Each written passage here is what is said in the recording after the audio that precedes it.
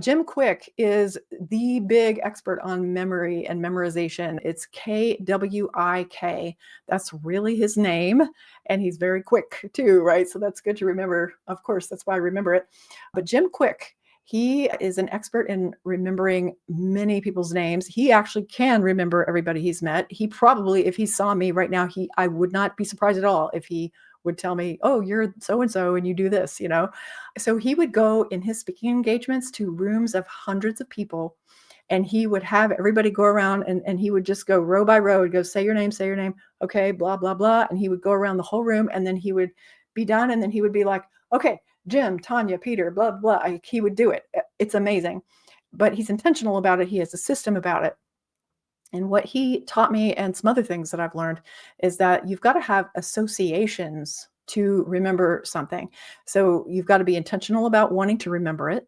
And so you're kind of bookmarking, hey, I want to remember this. But then you've got to create associations so that your brain can retain that and have multiple kind of places to access and attach that information to.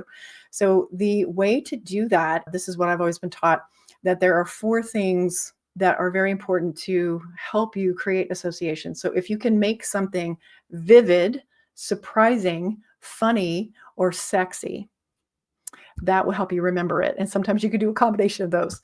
But vivid means that if you're meeting somebody and they're a firefighter and you picture their hair on fire, right? That's a very vivid image. So that will help you remember them. Also, that's a surprising image, like, oh, someone's hair is on fire. And it actually is kind of funny too.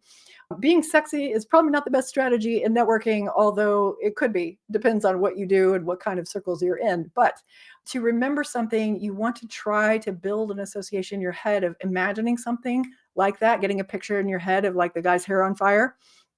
And to illustrate this point to you, I'm going to surprise you. So here we go. I'm going to put this on the screen. Hang on just a second.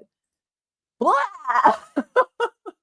So I just vividly surprised you with something funny. This is Large Marge from the Pee-wee's Big Adventure movie. But I guarantee you'll never forget that I did this on this live stream. You're like, what the heck? What? Right? And so it's vivid, it's surprising, and it actually is funny too. Probably not sexy to anybody, but okay. Anyway, I just wanted you to see that because that really illustrates the point. What are you doing to create an association to, like, Jim Kwik's name? His last name is Kwik. He's smart. He's quick. Okay, cool. I made an association. That was clever. And, I could also like imagine Jim like running around like, the Flash or something. So that would be vivid and funny for me to remember that name even more. But flipping that around, what are you doing to be memorable?